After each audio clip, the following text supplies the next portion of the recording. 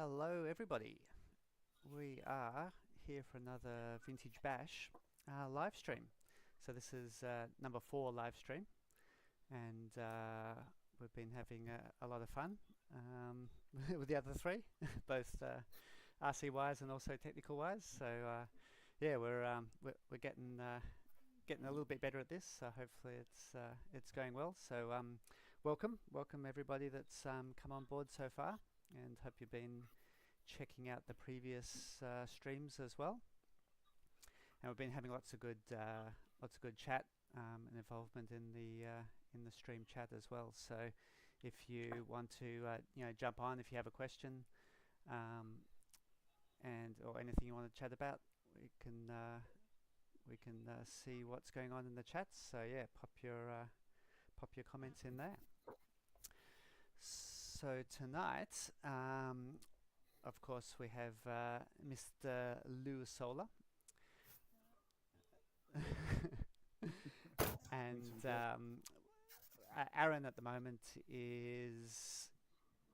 has been abducted by aliens. Has been abducted by aliens. Yep. If the aliens allow it, he may join us a little bit later on. So so we'll see how we go with that. And oh yep, we've already got Anthony on the chat, so that is awesome. Oh, excellent. And we have the guest for this show is as you can see there in the middle is Mr. Darren Johnson. So welcome, Darren. Hey guys, thank you. So yeah, a lot of you out there will know Darren, of course, who has been into the vintage scene and loving the vintage cars with a passion for many years, probably almost longer than any of us, I think, in terms of really bringing the vintage passion back as we are these days. So yeah, so we'll be having a good chat with Darren during this evening, and he'll be able to tell us all about what his what his feelings are, and loving the vintage world. Show us some of his cars and talk about stories. So those of you who know Darren will know that he loves to talk. Yeah, strap in, get a comfy chair. Yep. So I'm gonna try and do my best to keep to the agenda. Moderate me, mate. Moderate me. Yeah. So we'll see how epically I fail. Just pull a plug. Yeah. Just pull a plug. It's too much. Just pull a plug again. I have got the mute buttons, so That's all right. I'll keep talking to myself. I love the answers. So is it true that we're going to start a GoFundMe page so he can get his hair cut and the beard taken off? You love it. You love it. What, to get rid of Jack Black? Oh, jeez. I was hoping for Hagrid, but yeah, Jack Black. Hagrid. Jack Black's awesome. He's cool. Pretty cool.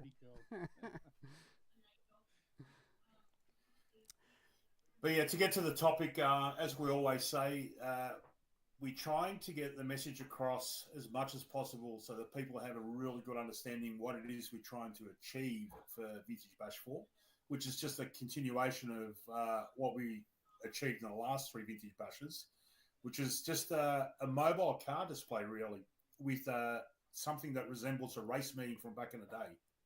It's not really a race meeting. People think it's a race meeting. People show up to it as a race meeting. But all we're doing is, rather than showing you the cars on a shelf, we're actually putting motors and batteries in them and driving them around the track so everyone can have a look. And if you want to have a real close idea of what we're trying to do, jump online right now on YouTube, and there's the Goodwood Festival of Speed being broadcast. So you'll see the cars getting driven in their original liveries, which is what we're trying to do. You see a lot of the old drivers, which is what some of us are. Well, I'm old. Cookie not so old. Darren's pretty 120 years between us or something. Yeah, something like that. And yeah, it's a really great get-together. We rekindle a lot of old friendships as well. And this year, we've taken it up the next step. We're going to have it YouTube televised. So, yeah. Awesome. Embrace, enjoy. Yeah, absolutely. and ask questions. If you're not sure about something, we're here to answer it. So, whether it's the event format, the spirit of what we're trying to do, what motors you think you're going to run or not run. This is why we're doing these little video things on a Friday night. So you've all had a chance to have your dinner, have a couple of beers and relax, jump on and let's gas bag some more. And make it more palatable, perhaps. Yeah. And when it comes to gas bagging, this guy that we've got on the screen with a beard, Jeez, man. he doesn't mind a little chat, does he? The best of the best. Goodness me. No, I think you've hit the nail, like right back in the mid-2000s and that sort of thing when I was organising a lot of the racing in New South Wales. The exact event, and this is why Louis and I get along so well and all of you crew, is that the exact event I modelled off the Vintage Festival in the Casso Vintage Festival was, the reason it's called a festival is because it was modelled on the Vintage Festival of Speed, a celebration of the cars and how things were and appreciating from how they were back then, as opposed to turning them into something new where you've got to be competitive and all of that sort of stuff. It's a celebration of club racing and just how spectacular these cars were in their original form. And it's all about the cars, and that's where vintage, it's important to keep that in mind. Yeah, it's a really key point. The cars are what it's all about the cars. Yeah. They're pretty cool. That's why we're here, man. We love them. Yeah, awesome. So so tonight, talking of questions and comments, etc.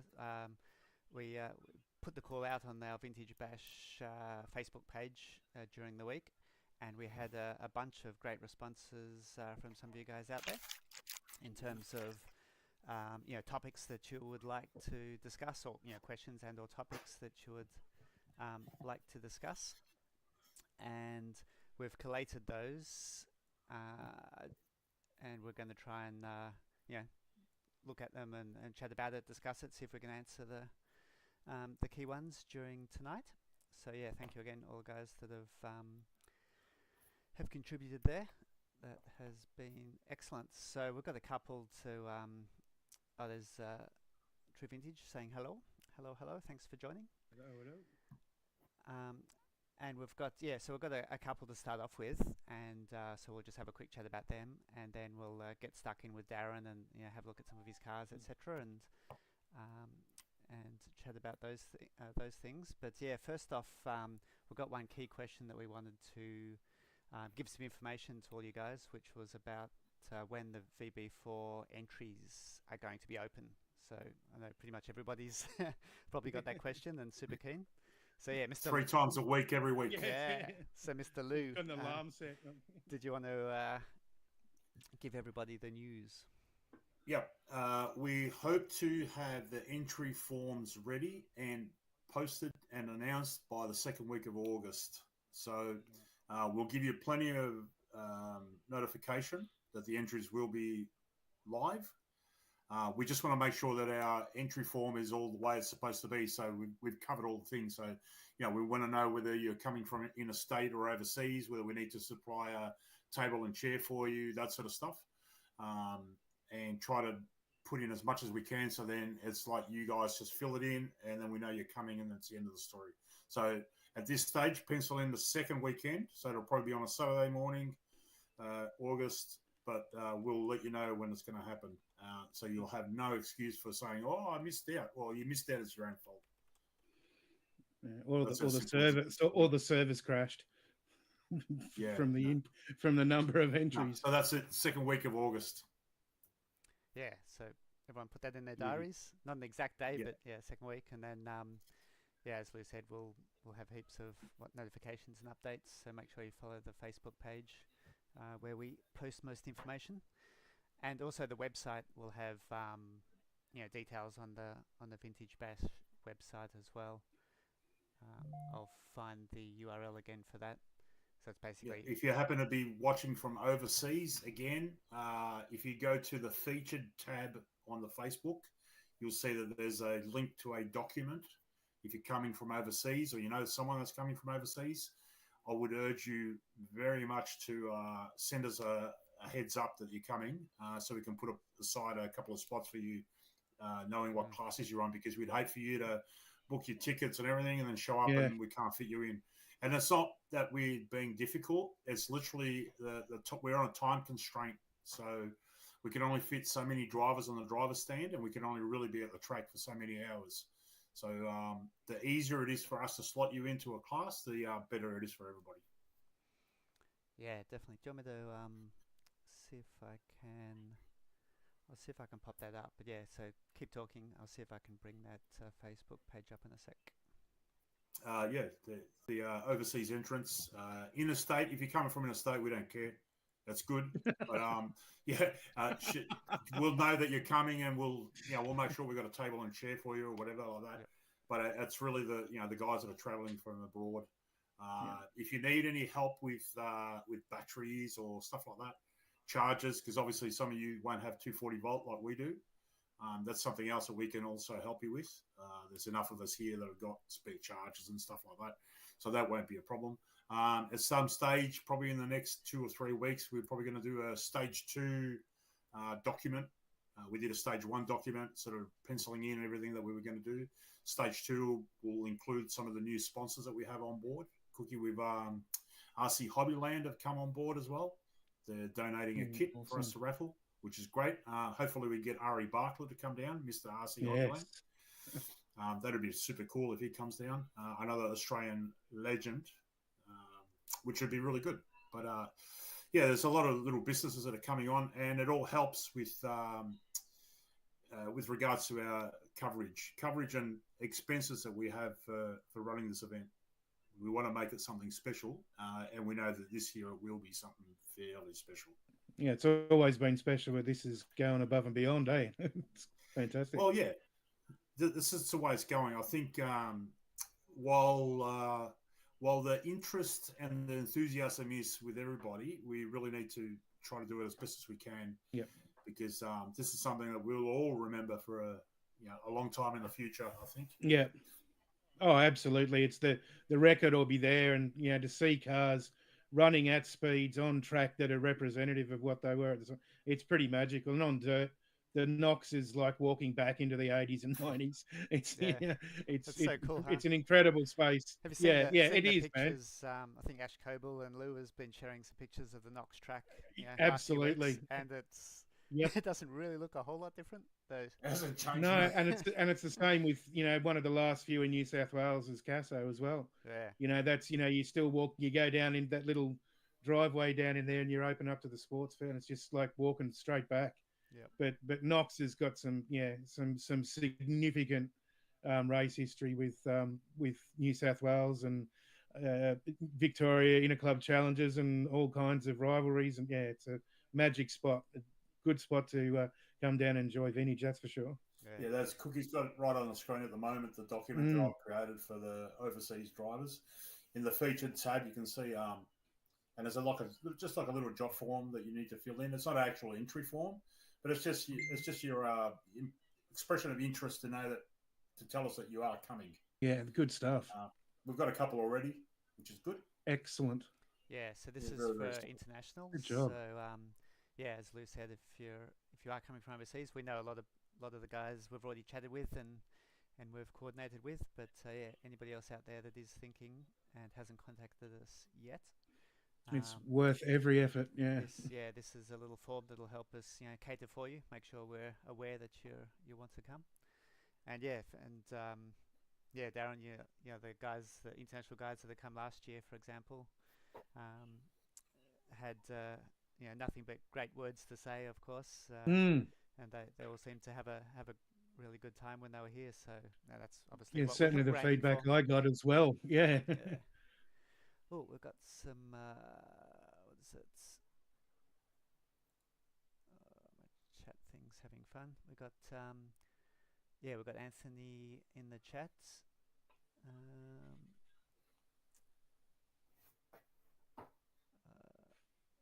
Why can't I get that up? Oh, anyway. So Anthony said New Zealand only runs lithium-ion 12 volts. Can't remember what that was in relation to.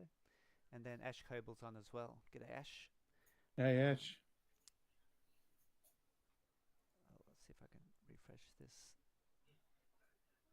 feed again. Always having fun. Great. So yeah, so Ash is, sounds like he's pretty keen that Ari's come on board as a sponsor as well. Mm. And yeah, we'll have to, as you said, Lou, we'll have to have a chat with Ari and see if we can get him See if we to can. come down. Yeah, I mean it's a couple of weeks after the World Championships, and I know Ari's still very very active in that regard. So Yeah. I don't know, maybe he gets a leave pass and he can make the trek down. We've been nagging him a few years now. He can experience complete from the opposite end like he used to at a club day.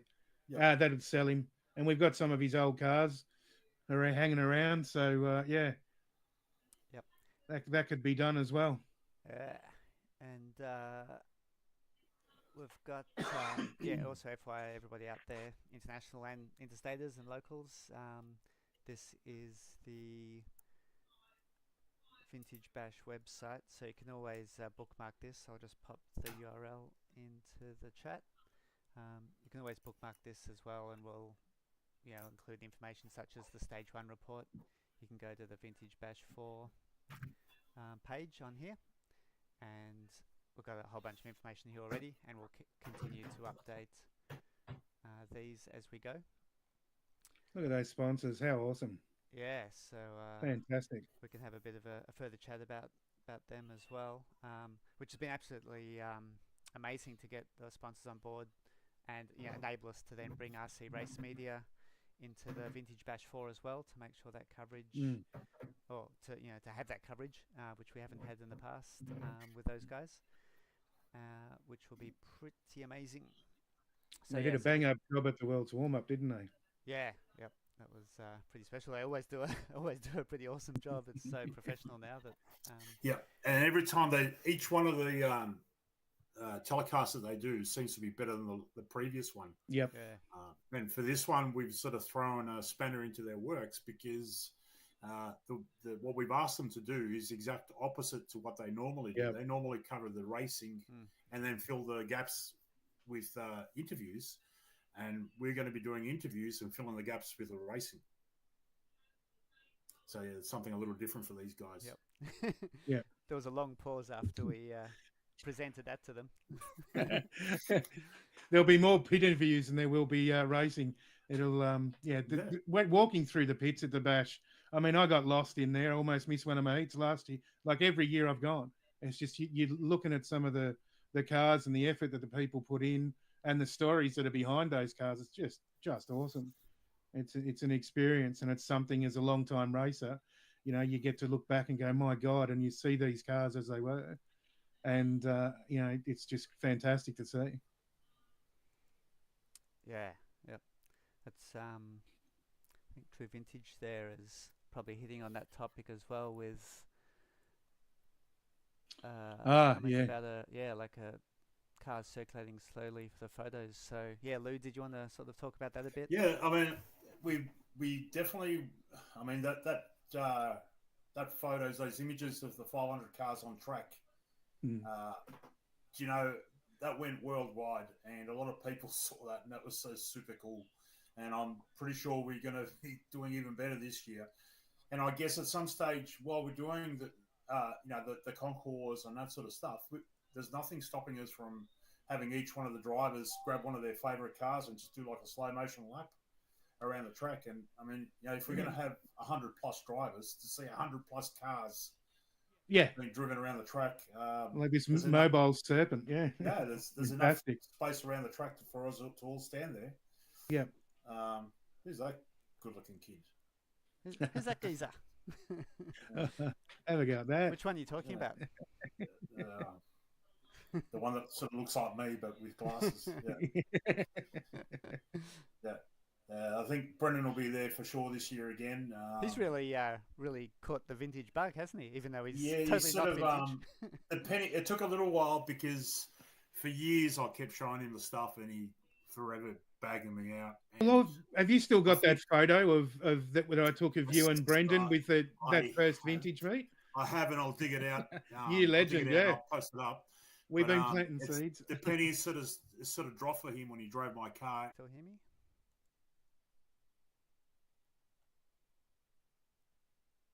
There we go. I think we're back. We'll wait for the other guys to refresh. the people that are listening now, that they would know this. Oh, there we go. Sorry, I think we had a bit of a internet dropout, probably at my end. So We're back. Yep, we're back. I think now. So yep, go for it. Ah, We're back.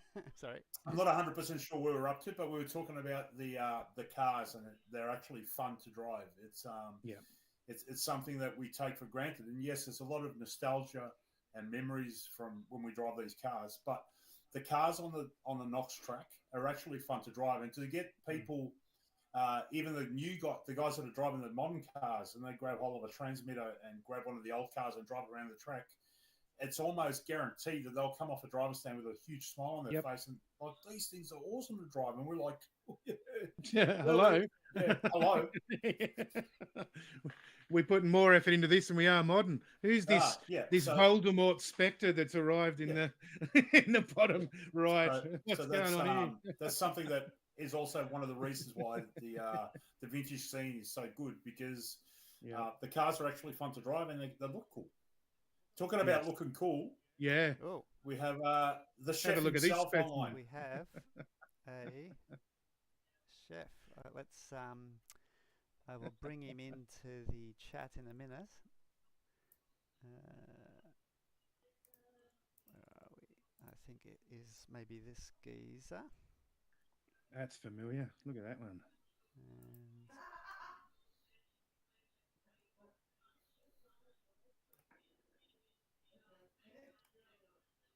there we go. Hey. What that? Jeez, he sits in judgment. That's impressive lighting there, Aaron. My God. Oh, wow.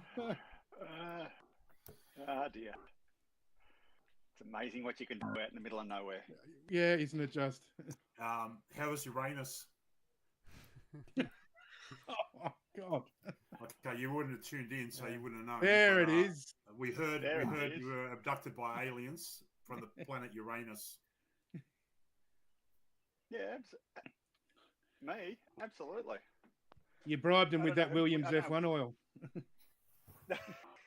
Possibly. At least it's smooth. It doesn't hurt. Look at that. there we go. Father and son. How magnificent is that? Welcome, Mr. Duff. But an LRP t-shirt. Yeah. Yeah. Cool. There you go, Cookie. That's one you can show off. Oh, there we go. Okay, let's have a look at this. We will. I took that back in. What was it? Was that 2007? There we go. 2008. Eight. That's right. Yeah, it was at Knox. 2008 Yeah. at Knox. Yeah.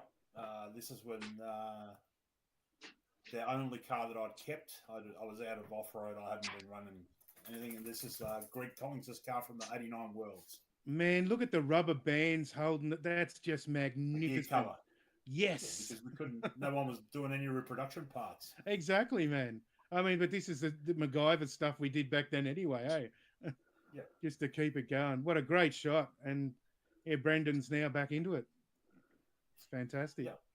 And there's the my old Lucy jacket that he's lost and we can't find. Oh, no. Oh, that's a bummer. Jeez. Yes.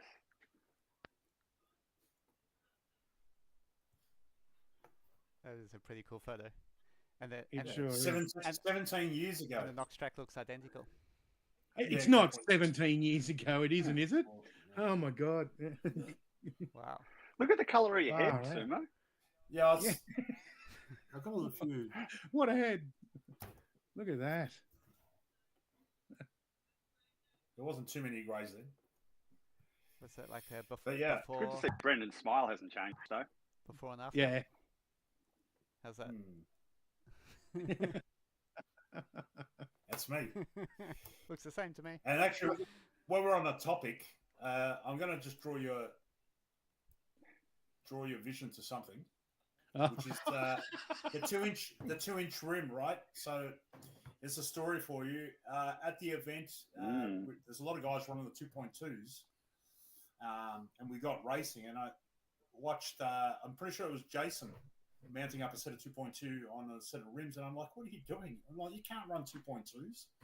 I said, "You got to make it look original." Anyway, so I grabbed a set of hole shots, cut a band out of them, glue them together, and stuck them on the 2-inch rims. So one of the questions that got asked was, "What do we do for 2-inch tires?" Well, not only do J Concepts have a plethora of tires that are available, which you will fit, and he's got some coming out. Did I hear right, Cookie? Yes, yep, he's working on the 2-inch, and he has Yep. the 1.7 Yeah. and 1.9 at the moment. Yep. But you can also take the 2.2-inch tire and give it and cut it. I'll just quickly show you. I sent a photo to Anthony Miller about this, but this is one on the table. So this is an old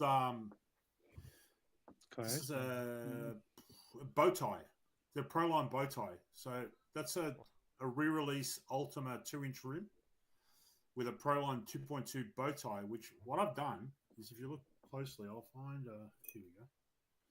See if I can find it. You can put it onto the camera so you can see it. If you look right there, that's where I've actually cut the tire. Oh my God. The whole way Right across. across. Yep. And then a couple of drops of super glue. Now, and then it's you can't even tell that it's been done. Yeah. I'll see if I can stop it in the spot where you can see the.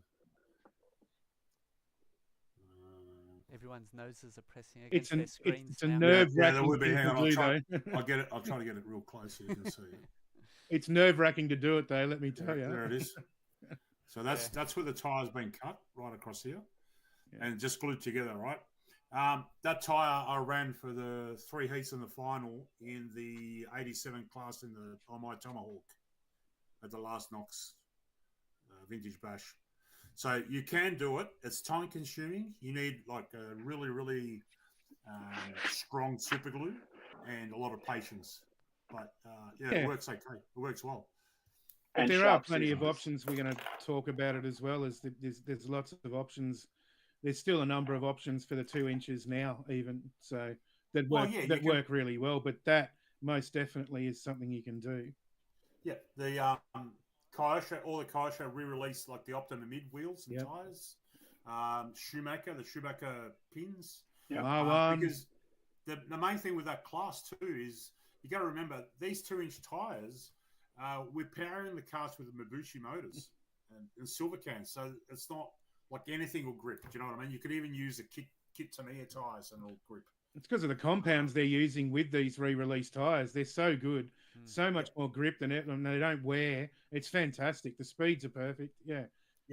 So these tires don't have to be made of the super soft race compounds. It's a 540. Anything pre-87 doesn't need to be going. Yeah, crazy. Yeah, and with the J Concepts tires, so currently Jason is working on the 2-inch tire. Nice. Yeah, so we're hoping to hear more information from him about that in the coming weeks or months, and we're wanting to have some of them available, hopefully before the bash, so people can grab them. But the ones he actually does, he does a full. He's got quite a couple of different 1.9.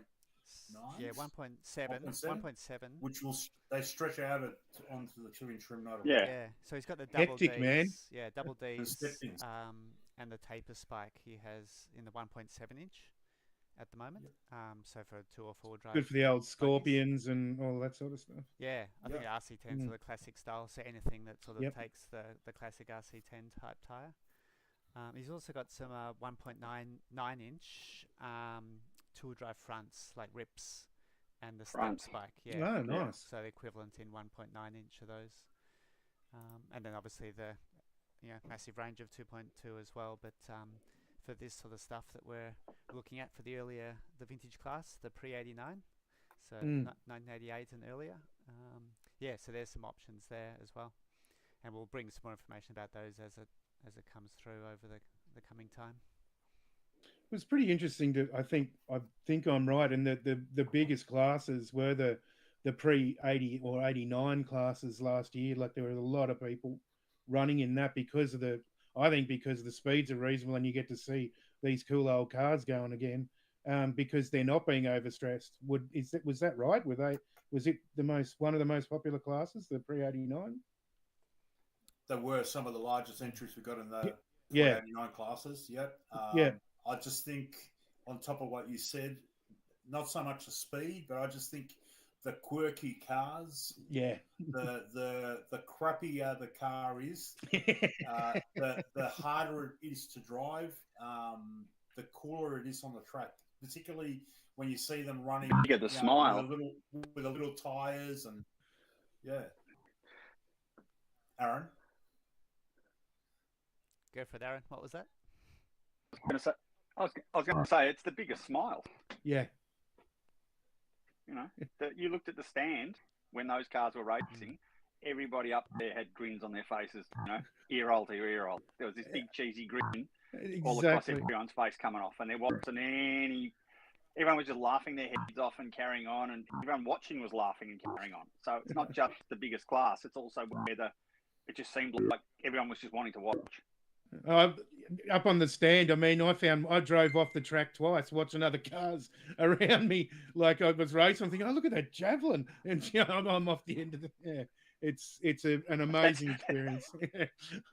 That's not standard, no. Just give a wheeled radio to blooming Rory, and it'll come off. Oh yeah. Yeah. Awesome. Yeah, so that was definitely. What have I missed? I can see everything in the background. Definitely a highlight of last batch was the early classes with the little tyres and the silver can motors. We get a lot of questions about what motor is going to be competitive. Any motor is going to be competitive. It doesn't matter. It doesn't matter. If, you know, the main reason that we try to keep them all with a silver can, first of all, a lot of the old cars have got 32 pitch gears, so you can't get the gearing correctly to run a brushless. Second of all, a brushless motor in an old plastic chassis Tamiya thing, you pull full throttle and probably take every tooth out of every gear that's in the drivetrain. So you don't want that. And for simplicity, most Tamiya kits come already with a Mabuchi motor, whether it's a Mabuchi, if it's a Johnson, if it's it doesn't really matter. $20. It doesn't matter. It's just for us to get something to make the car move on the track, and nothing more. Just so happens that it happens to be right about the speed, right in the middle of the speed of where stock and mod was back in the day. Yeah. It's perfect for the cars, right in the middle of mod and stock back in the day, with a 540 in it. Just perfect, and cheap and simple. And with all the re-releases, there's no excuses not to get out and have some fun, really. Oh, yeah. We'll throw thousands and thousands of dollars at other stuff, but you can get into vintage and have a play for under 500 and enjoy yourself immensely. Talking of enjoyment and the vintage and the cars, at this point, Darren, did you want to maybe tell us a bit about yourself for those that haven't met you or don't know you, and maybe show us some of your cars if you've got a couple left? I pulled a few of them out, but more to demonstrate some of the talking points that we've had as well. We've got a bit later on, like the Zerda and things like that. I mean, I was the son of a member of the Air Force, so lived on RAF bases, and I was surrounded. He was a mad control line enthusiast with aircraft. So, yeah, I got exposed at a very young age. From about 1977, I was racing with apprentices with the original 12 scales, the AYKs and the 12Es and the ABC model stuff.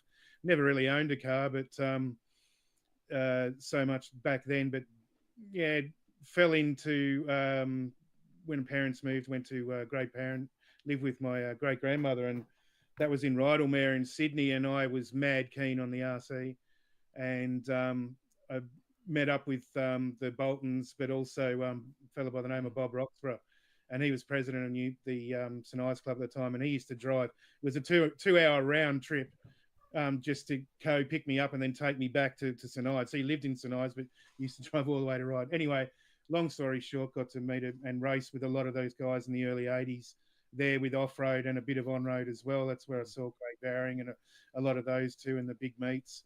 I was never a high-end modified competitor. I was more stock. Because Michael and I often joke, he went to mod, but I could keep up with Michael. We'd fight like Billio and in racing, but only for the first 4.5 minutes because my batteries would be gone at the end of the race, and he had his fancy Greg Collins batteries and all of that sort of stuff. So he'd last, but. And that's a lot of background. Always something we talk about, which is dumping at 4 minutes 50, which which never happens. Try and be smooth. Try and be smooth. Yeah. You can't when he's right up. You're trying to, and he's got all the punch because he know he can. Yeah. So it was always a strategy on how to make a car wide. But so a lot of my background is racing. But I've got to say, a lot of times people think I'm a bit strong or whatever, and it's I'm all about the racing. It's all about the cars. Like this hobby saved me in so many ways, man. And I've got memories going back to just laying underneath a lemon tree in the backyard with me Land Rover and just watching the suspension go up and down and learning how to control a 6-volt 380 car in a slide, and just watching what it did and understanding all that and then being able to work on it. It's been a massive part of my life. You can escape to wherever, it doesn't matter how hard life gets. You can go back to this, spend some time with it and enjoy it. So I've got a deep passion for like all of it. Like I collect new inbox stuff, I race modern stuff. I do it all, and I just don't want the passion to be confused with authoritarianism or something like that. It's just the raw passion and love for the hobby that comes through after 40 something years of being around it at least.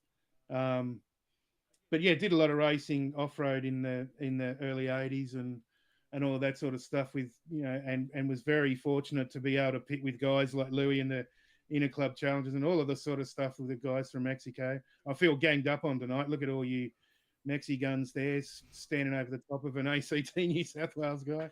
No, it's I was fortunate enough to experience and see a lot of those awesome races and be involved and, still sticking around the top end of the B and the A myself in the stock and being involved in it and just watching it all grow. So the passion is deep, but more specifically, since about 2000 really, when I busted my old original Hornet when I decided I'd whack a 13 triple in it and see if I could make it jump up a gutter.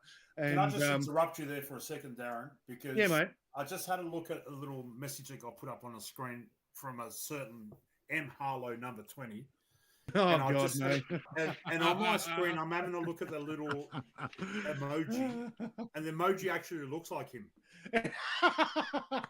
Is it Elmer Fudd? I don't call it whatever you want, but it looks like the pretty boy that he isn't. Oh, he was. Oh, God, he was pretty back in the day, though. Yeah, if that doesn't look exactly like him. Wasn't I lapping you by then? Yeah, because you had the batteries, yeah, mate. Yeah, it's all good. What happened to the batch, mate? That was sheep stations. Yeah. Oh, God. No, so like the competition, that's the other thing too, this hobby, the race side of it has introduced me to some great men, some people that have guided me through difficult times in life. I got to spend time with my dad when otherwise I wouldn't have. There's lots of things that this hobby does and brings people together that, the four of us sitting here talking about it now, between us, there must be 200 years of doing this hobby, loving it for what it is. And we're all equally as passionate. I think this hobby's got so much to offer, and to be able to share it while we're still alive, man, because the facts and the people that live it, if they don't write it down or don't do it and record it like we are, then it just disappears and it becomes a story, and lines are great. This is we're in an amazing time that we're able to celebrate and do this vintage stuff. I'm so grateful for it and for everything the hobby does. But anyway, let's talk about some cars. Sorry. Yeah, good stuff. Yeah, what's have you got a car there you want to? Well, there was one. There was, I think there was one, and it's everyone's seen our Bulldog and all of that sort of stuff. I've posted enough about that. I've got a Mercury sitting there that I received, but there was one of the questions that came up was about, and I thought, the Harobo. wasn't really thought about as like a competitive car and all that sort of stuff. So, I mean, this is what the standard one was, and I mean, most people will be familiar with. That's a new built standard one. The mighty And Zerda. the Hirobo Zerda. So that was very much a car that Australians, like the Bulldog, really took a hold of and turned it into something quite special. These cars were great to drive, belt drive, super quiet. They were always they were always disconcerting on the track because they were so quiet. You didn't necessarily hear them other than the occasional bit of belt skip. But what I wanted to show you, I'm very fortunate here to have now. It came up in the last chat you guys were on that you did last fortnight, and we were talking about how it went from the Hilux 40, the Hilux 44B to the Zerda, and then from the Zerda. And so what I've basically got here is Michael Toms, you may remember, was state champion in '84, I think, with a 44B. Well, what I have is his brother's first Zerda. So this was the first Zerda they got, and this is the mid-motor conversion that they did for it. You can see the motor's up quite high. It's like a drift car these days. Yeah, it looks like a drift car now, doesn't it? But so this one is, so you can see where the motor used to go. But the motor's up quite high, but that was a transition from the 44B. So this was what the Toms boys did, and the start of RPM. But then we jumped to the RPM, which I happen to have bits of. The Zerda Mid. Cookie, did you exist in 1984? Did I exist? Yeah. Depends who you ask.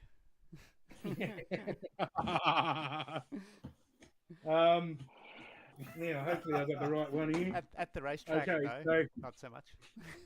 I think '87. I think was my first venture to Temple So, State. yeah, wow. It seems you like on yesterday, Crown but it's then, so long ago. Yeah. Holy smokes. Last century. So this is an RPM Oh yeah. converted Zerda. So you can see the wow. motor sits a lot lower.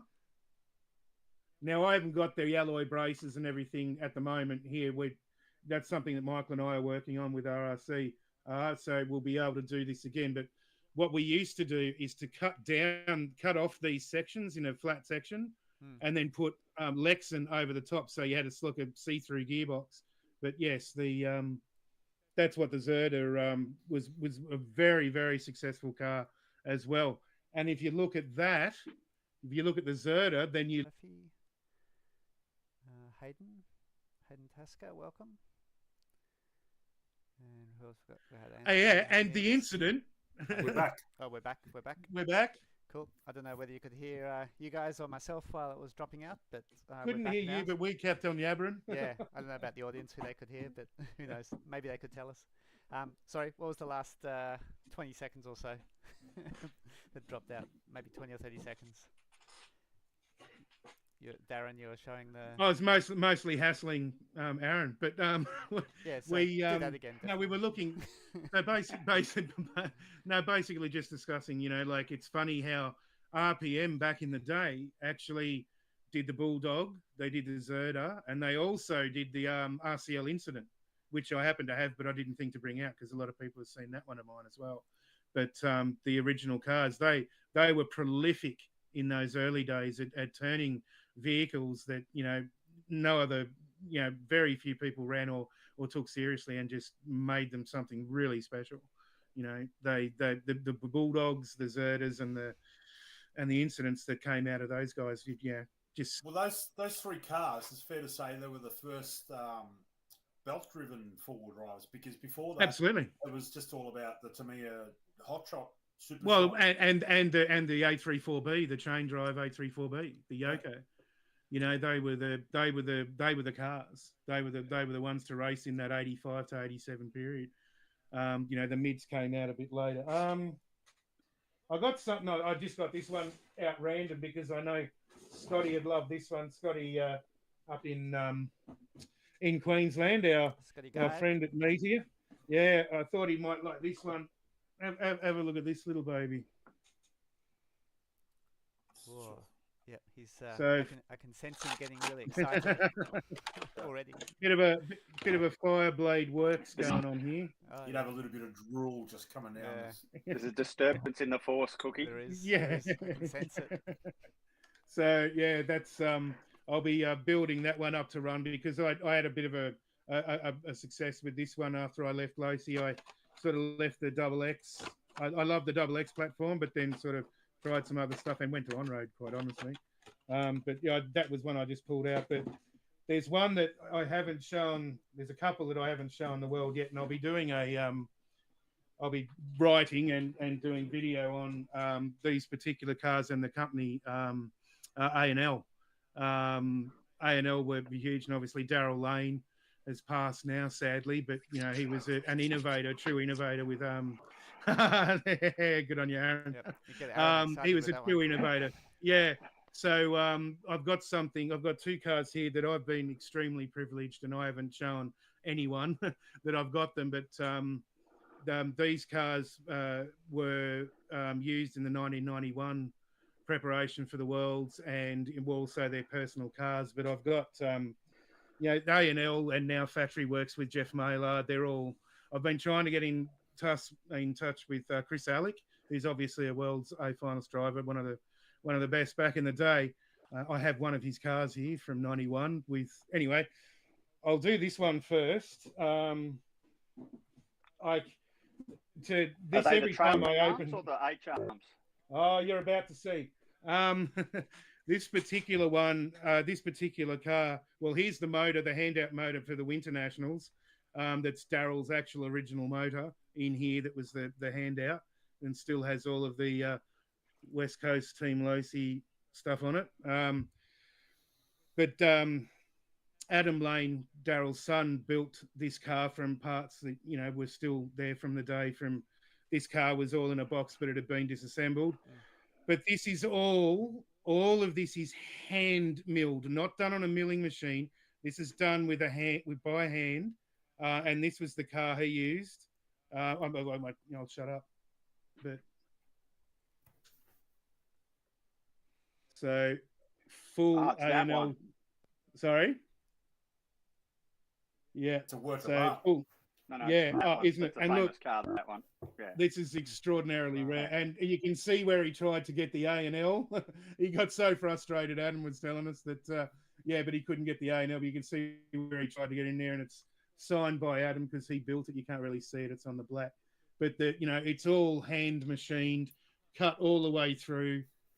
But I mean, look at the detail on that. Yeah, there was a period that there was- where lightning holes were all the rage, wasn't it?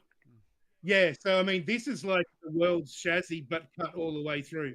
This is when they were, Yeah, because So a it's lot of the guys like drilled holes in the flat, bottom part of the chassis. But yeah, I don't think I've seen the sides milled I mean, like that before. That's, and that's pretty good effort. keen eyes have a go at the shocks. They're associated shocks, but look at them. Are they anodized? Yep, are they, they've knocked the hexes off. They've Yep. knocked the hexes off and all that sort of stuff. Hexes aren't Yeah. there, so that's all 91. And the next car I show you will flip you out even more. But That's the got A&L the- belt drive transmission The old lethal weapon, and that's got the braces down the centre too, hasn't it? sure does. It's got the braces down the center Yeah. and also the split battery pack that they Yep. designed back then. So this is like genuinely an A&L race car. So I feel wow. very privileged to own it. But I'll also show you the Pretty motor. I've got some documents and stuff, but here's the motor, and it's got Daryl's name on it, and I'll see if I can the Winter Champs. Great. Yeah, that's pretty cool. Yeah. Yeah. So the 91 great, Winter Champs. Is it upside down? I can't tell. Nah, that's good. Yeah. Can sort of make. So it out. that's. But this next one, sorry, I don't want to go too much over time. But this next one is pretty extraordinary, and to actually, again, it's another one like the history on this. I'm still trying to get in touch with Alec, Chris Alec, but this particular one is extraordinary. This was used in '91 as well. This is there's so much in this car. It's two bodies, okay, two different bodies, but you can look at this and just like, my God, there's 91. There was everyone trying the Lacey style front end, and the tracks. Oh my! When you see this car, so the body is multi-piece. So this is 1991, but I've got to be so careful. It's pretty hardcore now. It's it's pretty fragile. Oh, come on! I didn't think of this too well, did I? There we go. Okay, so it has. I'll get this light back over here. So it's got Traxxas shocks on the front, narrow bulkhead, obviously at the front, a bulkhead at the front there. The chassis That's a cut. is all. That's a cut lossy bulkhead, isn't it, on the front? Yeah, I think you're right, mate. This is what I'm saying. This car is a real bitzer. I mean, they're custom Ultima arms. Yeah. So the custom Ultima arms. I mean, look at the bottom of the chassis. Oh, what the hell? Yeah, exactly. What's going on there? So Is that a A&L alloy? transmission. Is that alloy or carbon chassis? Carbon. Oh, it's carbon. Oh, it's got the sides Yeah. bolted on. Look at the adjustments for the adjustability for the trailing arms. That's extraordinary, isn't it? What is going on there? It's like moving it side to side. is Yeah, it, or- track width, and Yeah.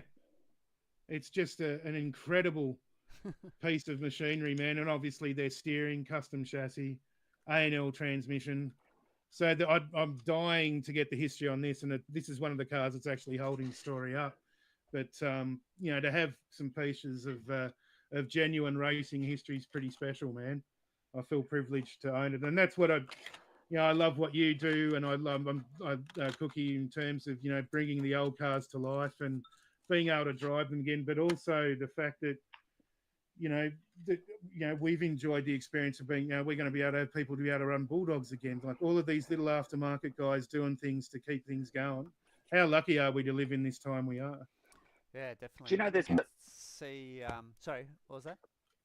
No, I was going to say, does Darren know the segue to Chris Alex' first four-wheel drive? The I one beg he your won pardon? Do you know the segue to? Because you're loving Horobos. Did you know what Chris Alex' first four-wheel drive was? Yeah, that it he was ran the at the Reedy race? 44B, wasn't it? Yeah. Yeah, with Yeah. trailing arms on the back and all sorts of stuff. It was quite Yeah, and cool. and I've got a couple of little bits and pieces to make that happen, but I like the millions of other projects. It's it's something that I don't do a lot of, but something that did get me excited. And I'll just one last thing is there's been some mention of doing some vintage sedan racing and all of that sort of stuff in the future, and I believe Louis and I are both HPI fans, but I thought I'd bring something on which starts with this. How's this for an original classic period correct radio? Nice. Yep. So, but it goes with this, and this is pretty spectacular for anyone that loves the early vintage touring car days. We've got a Yokomo here, but with the 2-speed. Yeah, wow. An original CX3. Oh, CX3. The pet boosted servo, 2-speed. It's got the alloy bulkheads, front and rear. 2-speed. It's got So for those that love, the touring cars. I mean, I've got I love my HPIs too. So I've got a really wild HPI to build up, but to be able to run those touring cars that look like touring cars. Again. That'll be yes, real cars again. That'll be fantastic. Not these blobs that they've got now. Well, it's fair to say, Darren, that you're a bit of a hoarder when it comes to that sort of stuff, aren't you? Oh, I'm an RC whore, mate. That's me. That's me. Oh, look, I love it, man, and I don't. An old 55-year-old man playing with toy cars. You know what? I don't care. I'm proud of it. I love it, and it's a really healthy pastime, and it's good for families. It's good for everyone. Keeps you on your toes. You're always building and moving your eyes, because that stuff goes if you don't use it, especially when you get to our age, like bloody eyesight. Awesome. That's super cool. Fantastic. Thanks for that, Darren. I've got more there, but I'll shut up now. You've probably got a million cars, but yeah, that was some really cool ones that I'm sure. Well, I've never seen, of course, and I'm sure most people wouldn't have seen some of that. That's gold. I just love Darryl's that hand machined one. That thing's just it takes you back to the stuff we did, but with skill. Like he did it like amazing. Didn't end up with the cheese graters that we made, or some of us made. I know mine didn't look too good. Cool. Okay. So we'll jump next to some of the topics and questions that you guys out there have sent in on our Facebook page. We've covered a couple of them already. Anthony Miller, thanks for yours. So you're asking about the 2-inch tires, which we've talked about. We'll try and get some Banzai and information. Supply, wasn't it, as well? Yeah, so I think like was it JCRP in the UK and even MCI, and you can always search on Banzai Plaza, etc. But they're sort of the options at the moment. So that's a really good. I think you can order through some local shops too. Yeah, we're going to probably try and collate some of those links or information, and we'll include it on the website at least, and do some Facebook posts. So I'll be pretty keen to get some of those as well, especially for my 834 Yokomo. So that'll be cool. And then we had also, thanks to, hopefully I haven't missed anybody, but thanks to Rob Norman, Chris Schoenfish, and Nids and Chris Boland. All got questions that we'll see if we can attack a few now. There is one that I'll probably try and start with. It's really, really important. So you ready? So it's from Chris Boland. It's probably the most important question like you've ever seen. And that is, Defina, will you be running your SG Coyote this year at the Bash? Yeah. Will I be running what? The SG Coyote. Yes. Whoa. Commitment. That's it. Yes. That's signed and sealed. You got to finish building it now. I'll bring some signed, sealed, spares. delivered. Yep. Awesome. And there's also another one which I don't really understand, but Chris was wondering about where to get the Fat Idiot Racing t-shirts. Fat Idiot Central. So Well, first There's a of all, few you've of got us. to qualify. There's a few of us, but the king himself, the guy that stands at the altar of fat idiots, Chris Schoenfish, he's in Queensland. I've got a t-shirt, and I'll be wearing it this year for the Vintage Bash. Chris, it fits mint. Giddy up. So where did you get yours then, Lou? Did you, from the fat idiot himself. From the master. Yep. So he'll have to make them. Chris, you'll have to make them available. Yeah. That's the only option. But actually, we should do maybe we'll do a banner, like a trackside banner. Ooh. FIR, Fat Idiot Racing. Yep. It could be like With a caricature of Chris at his finest. an unofficial sponsor of the Bash. Yeah. I'm seeing a telephone box that you go into and you come out dressed as a fat idiot. It could be on the cards. Yep. Awesome. Cool. Actually, also Anthony Miller had a question about the gearing for 540 silver cans. Yep, that's one for Darren. Darren, what's a final drive? What's a good on you, mate. I'm old school. I just check my batteries and feel if they're warm. They're done. I don't know that at the FDR I run an 1887 in the Bulldog, and I just go by time. So I'm really a bit of a shocker there. I tune more for. I'm a bit old school. I tune more for how the car feels than necessarily rather than an FDR. So that's I've never known. Like check motor temp or ESC temp. Motor, and more specifically motor with the 540s and stuff like that, because they can be the 540s less so. The sports tuned and the other ones are a bit more temperamental because the brush compounds, the torque, super. So the torque tuned, the brush, useful as a hat full of Anyway, what sort of temperature would you? So I wouldn't be. I try and sit in Celsius, and probably sitting here. Yeah. How do you do this? And then you go, no, it's not hot enough yet. It's not sizzling. Yeah. That was the old charge lead days. Yeah, you'd wet your fingers first. God. So not as hot as we got our vintage enduro motors up at hills. No, and it's and particularly do your temperatures dropped off them. You'll be pretty hard pressed. Like if you don't run the car for more than 6 minutes at a time, you'll be pretty hard to cook it. Like you'll know that you're overgeared because the thing just won't pull out of corners. It won't. you know, but I don't know in terms of FDR. I'm not that scientific. I just sort of. I'm going to take a stab. And say it's probably around 7-1. I'd probably start it out 7.5 to 1, something like that. Or you can always, but you got to remember, well, you know, they're only $20 a go. We can do one a run. If you look at the any of the Tamiya manuals, they usually give you like a suggested starting gearing. And you can sort of pretty much work off that. Just keep in mind, if we're going to be using a LiPo, that you're actually at 8.4 volts, not 7.1 or whatever. Yep. Yeah. What does that one's easy. What does this say? But don't run your car for 20... 17 or 19, yep, and extend it. Don't run your car for 20 minutes and expect it to be cool. Like, do it if you're looking at, like, if you're setting it up for racing and all that sort of stuff, run it for 6 minutes and feel the motor then. Like, you should be able to hold your hand on it after running for 6 minutes. What about the motor? The motor, I got you before you said it. Same time. It was close. It was same time. But you want to be able to hold on to it for, a good 10 seconds or so, not to be super uncomfortable. Yeah, not focusing. I don't know if 19, isn't it? Gear ratio. It says 8.3 and 9.3. Yeah. Roughly. Yeah, okay. So the 8.3 for a two-wheel drive is probably, and we know that the Hornet Evos are painfully slow. So probably 7.5. Yeah, you'd probably want to stick a 21, 22 in it if you wanted to do anything serious. Like, so that'd be around that 7.5 mark. Yeah. It says gear ratio. I don't know if it's a rollout in this one or whether it's the actual just. We're making the Hornet too complicated. Let's stop this. Yeah.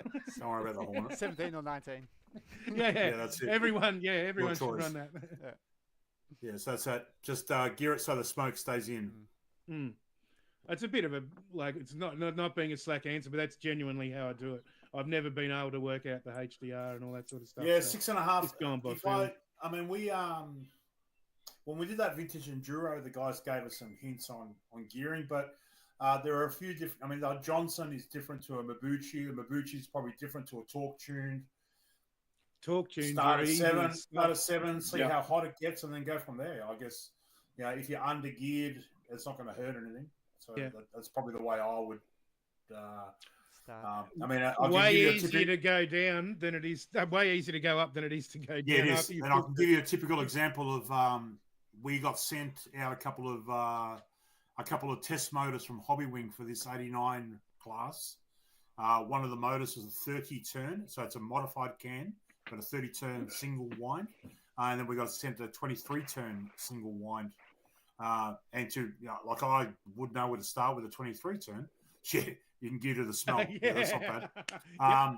But I sort of started it. I think 8.5 to 1, and then we just kept going up in pinion until we got the sort of speed that we wanted to get. And it was perfect. So I can't remember exactly where we're at, but.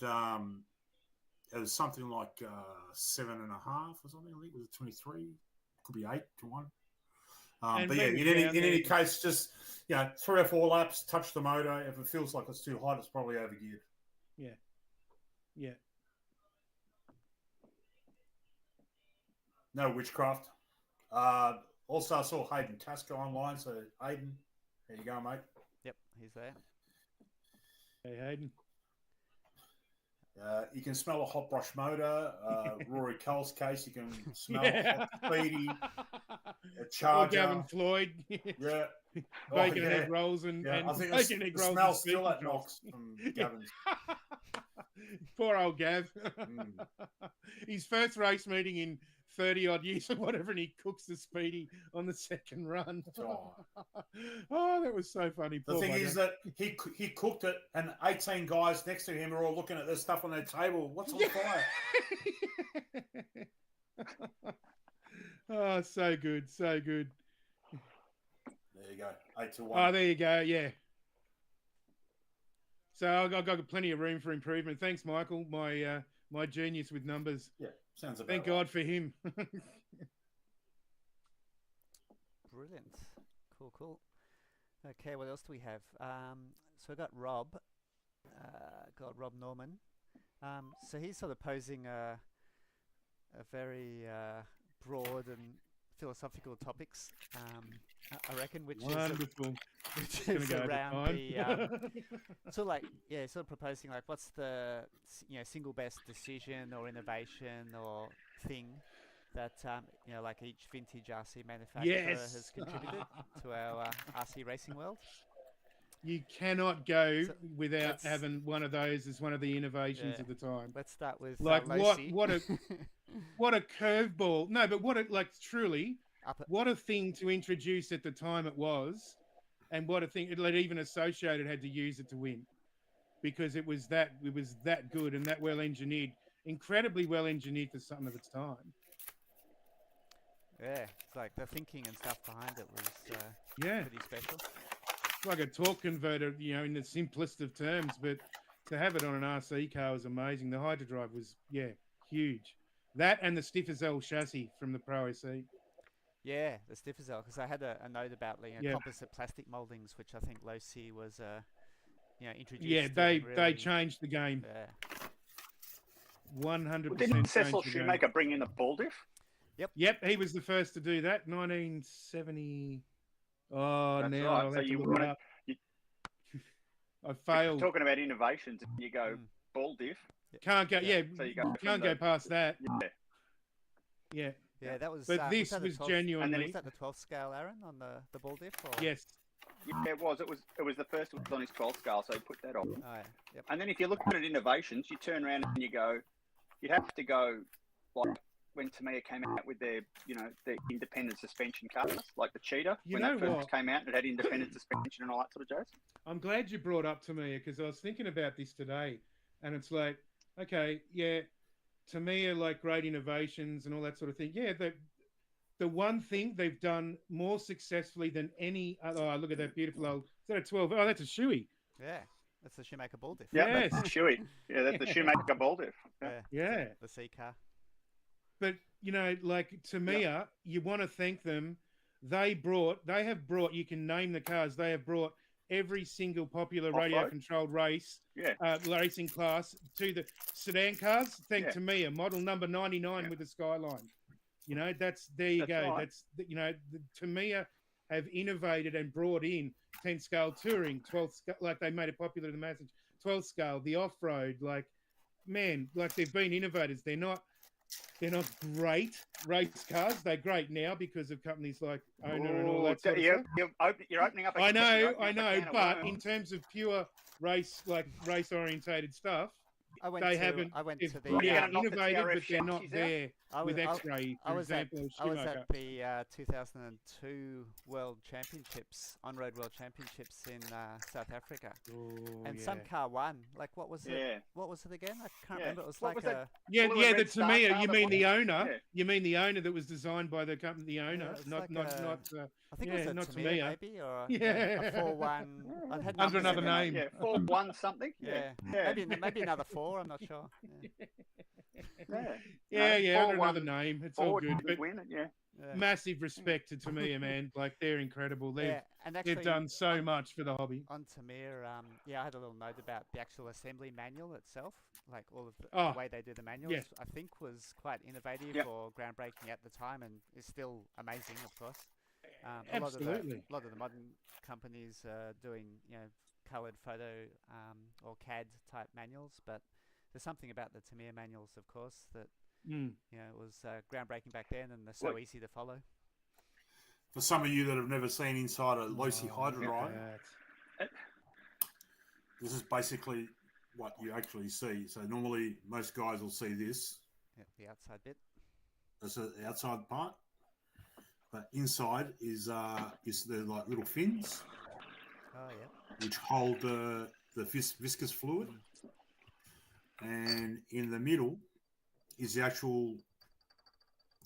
It's like an impeller, Oh wow. like a little impeller with little holes in it. Yep. So what happens is that it sits inside like that. It's filled full of viscous, like shock oil, like diff oil, and this turns separately to the outside housing. So the actual spur gear mounts on here. to that outside housing or separate Yeah, from to to the inside the housing. inside? Yeah. Oh, yep. The main, yeah. Yeah, Ah. and then so the spur gear mounts of that, and then so you've got your friction from your normal slipper plate, plus you've got the hydraulic friction inside the actual slipper unit. You put different weights of oil in there to vary the amount of slip. Yeah, it's like a big torque converter. It's an incredible Exactly thing to drive. Yeah. To drive it, it's amazing in rough track situations. Andy's driven a car with a hydro drive on it. A couple of my cars with hydro drives on it, and I think he wants one. I have now got one. Oh, awesome! Oi! It was, No, it's not competitive at all. Rob donated one for me to go on the 91 low C good replica. So that was excellent, unbelievable. Yeah, like super generous. I That's still haven't worked out what I fantastic. need to give him or something. He wouldn't take anything in response, so I'll have to find something one day. But yeah, so I have got a hydro drive now to put on. Oh, watch out! Yeah. That 91 with a hydro drive in it. Oof. Yeah. Oof. Anything with a hydro drive on it. Yeah, exactly. Low C the Kings again. Yeah, no disputing it. Now that Aaron's not freezing the monkeys off in the middle of the alien Area 51, there's a question for you from Bormac about what cars are you excited to get on the track this year? Yeah, so what cars are you going to run at the Bash this year?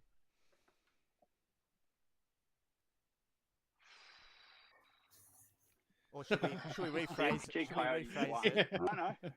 Well, rephrase it. Like, what cars are you not going to run at the Bash? Yeah. Yeah, probably easier. No. So what cars are you going to run? So yeah, sorry, the Coyote. Bring even. Yeah, Coyote. I'll have my. Yes. I built a replica of the 1987 Mike Christensen's MIP car that came fourth, the first car behind the Ultimus. So I've got one of those that I want to run. Yep. I have, I've got my A&L cars that I like. I've always liked A&L cars. So when Darren started pulling those out, I was getting all excited. Anything with trailing arms is cool. Oh yeah. Probably pull out a Mugen Bulldog, because I've got a few of those. I would like to try and run my Ultima again because I made a couple of Kondo replicas from '87 as well. So I've got an Ultima and an Optima mid. So they're pretty cool. I don't know. It sort of varies day to day. I've got an SRB. I'm trying to make a Taipan copy too. So I'm sort of getting bits and pieces of that and having to build up bits and pieces and replicas. So shoot me a message, mate. Something back from before the RC10s and that sort of stuff. Like when it was another different era, when it really was you built your cars yourself. So like you modified them yourself and it was all, what you could put together. So that's sort of where that's something that's always held my interest. And as a kid, I keep looking at the Greninger pictures that they put up from pit stop, and you look and you go, "There's no way I can get $750 from a paper round to be able to buy one of the cars to race." And that was reasonable value back then. Well, it was. Really. So, yeah. You'd look at those and you'd go, "Wow!" But so I've quietly been just getting bits and pieces from where I can to try and build up a replica of one of those. I don't know. There's just a whole lot of stuff. I'll probably bring. Actually, this will probably be the year that I won't have to sleep at the track, so I can bring a whole lot more stuff out, and we'll just see what turns up. Awesome. Because Lou's seen some of the photos of what's in the kitchen, so it could be pretty interesting. Yeah. So the kitchen has a lot of cabinets. Don't know if that answers the question because that was pretty much every car that exists, right? Yeah.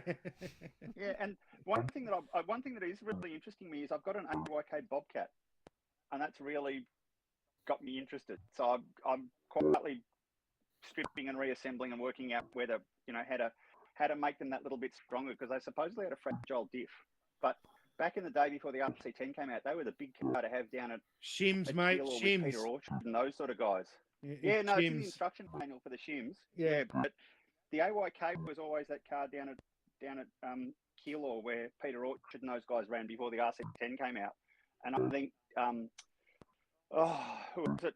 our friends up in Queensland were down there and they used to race some of those or saw some of those. So I think it might be time to bring one of those out and just see how they go, because Awesome. it's a Tomahawk, but not a Tomahawk.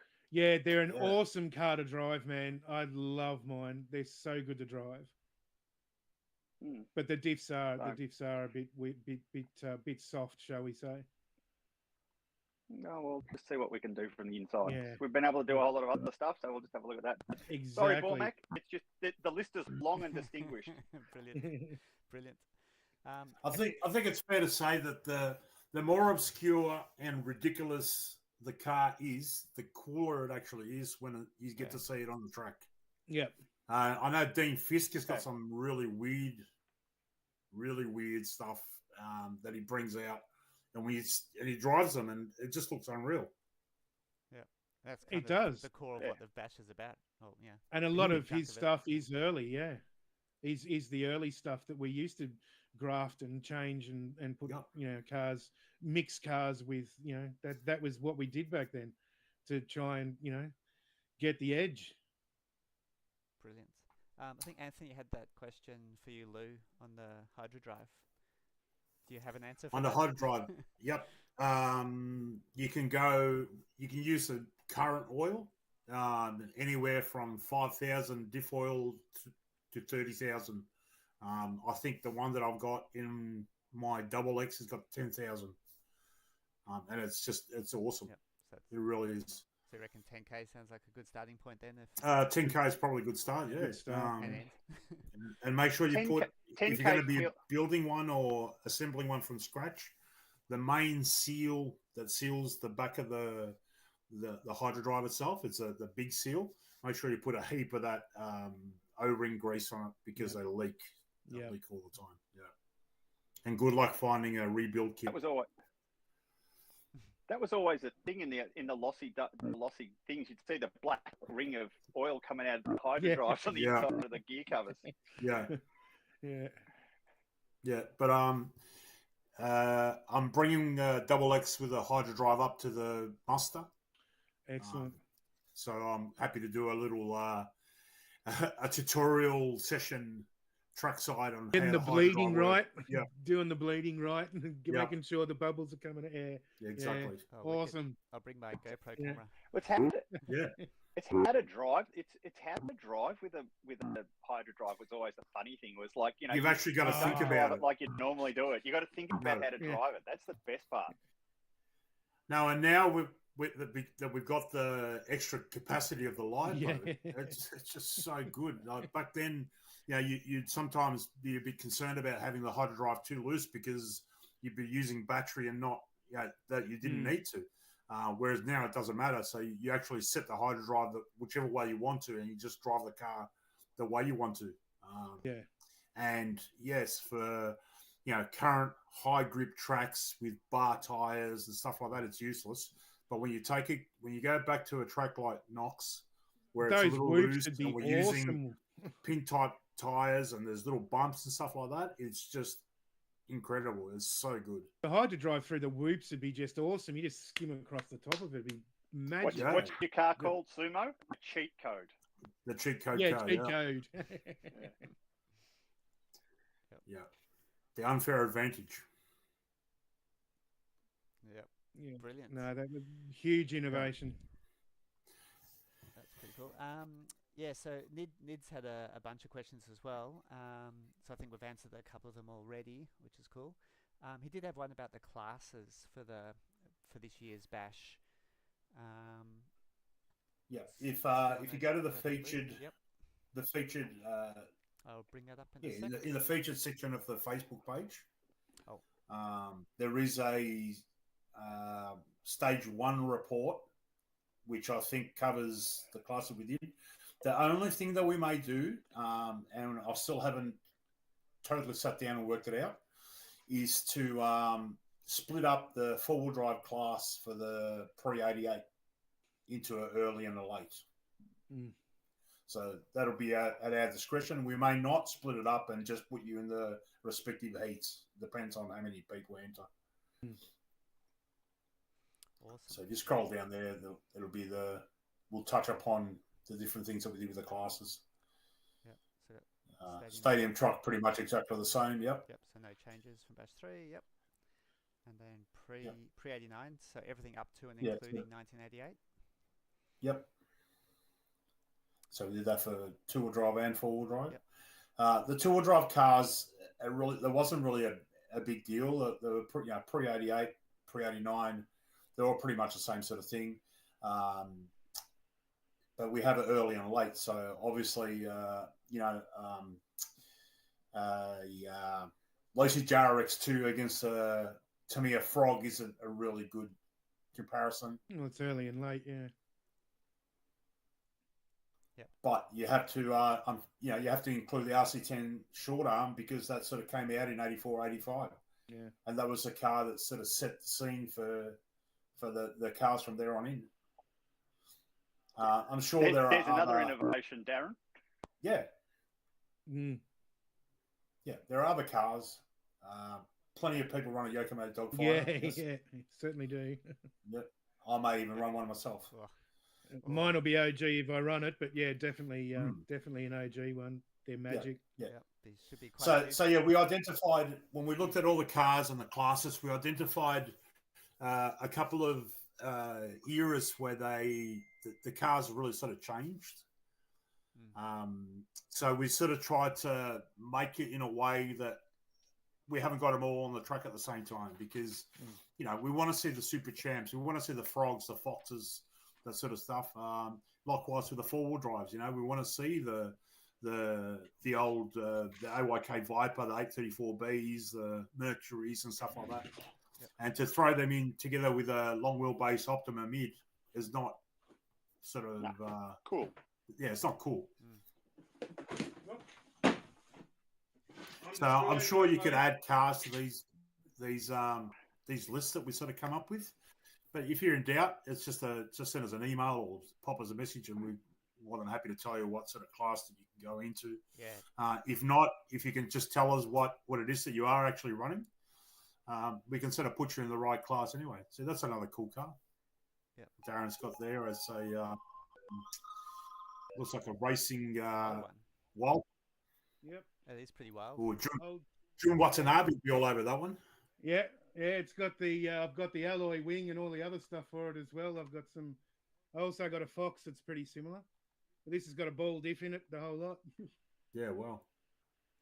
So, but these are the classics, man. These are what club guys did to race against the RC10s, and a wild one, and the Fox in particular. They hold their own against the short arm RC10s back in the day. Yep. I remember standing on the grid with Ray Wood in St Ives with a young Troy Lysart running around. He says, "Watch this young kid," because I was thinking about running two-wheel drive. He says, "Watch this young kid," and there's Troy Lysart beating RC10s with a Hornet with all the UG stuff on it. Oof. He's going around with a Hornet with all the UG gear and all these fancy stuff, and he's going around and he's hosing RC10s. So, there was plenty of things done back then as well, to get these to work. There's no shame in running a Tamiya, man. I've got a bunch of Tamiya stuff because that's what we all experienced back in the day. Like that's how people got into the hobby. Thank you, Tamiya. They started with a Hot Shot or a Frog or whatever, and then went from there. Pajero. Yeah, yes, the Pajero. Yeah, exactly. Yeah. So yeah, cool. Yeah, and remember this list of cars and brands we've got here. It's not a finite list or anything. It's just some examples and suggestions, of course. So, as Lou was saying, it's a guideline. Yeah, definitely guidelines. So I like that word guideline. It's so unobtrusive. It's like not rules. Yeah, it's pretty much the They're entire guidelines, bash. mate. Entire bash is a guideline. Yeah. I was going to say you will follow the guidelines, but it's.